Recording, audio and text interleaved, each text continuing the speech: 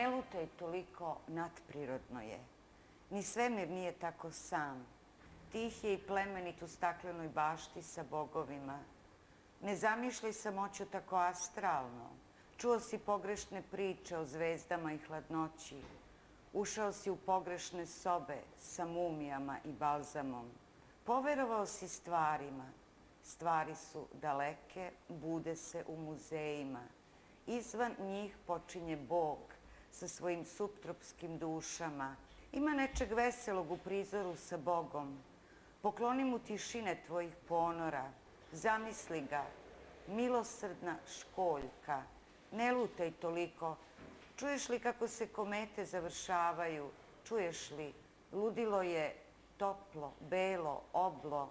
Dolazi iz Alžira. Ne lutaj toliko. Ljubičice imaju latinsku prefinjenost, a riba se jede u izdvojenim sferama. Viljuške su od peska i srebra. Svemir te čeka sa citrom i ogledalima. Tako je mirno na dnu stakla, ne lutaj više. Neko sa Urana traži tvoj lik. Prolazi neko sa maskom od stakla. Dolazi neko izvan sila. Ulazi neko, donosi krila. Verujte, ne znam, razum i gromove u noćnu škrinju sam sakrila. U Damasku sam se probudila, postala sam svila. Verujte, ne znam, oblaci su me boleli, kroz svetlo smo putovali.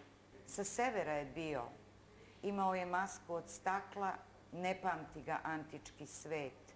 Imao je atribute nekog ledenog pakla. Bele ljiljane u staklu je ostavio i napustio svet. Verujte, ne znam, okrenula sam se da vidim ako nije iz sila, iz kakvih je onda kristala, ali svetlost me je odnela do severa, do pola, daleko od bola.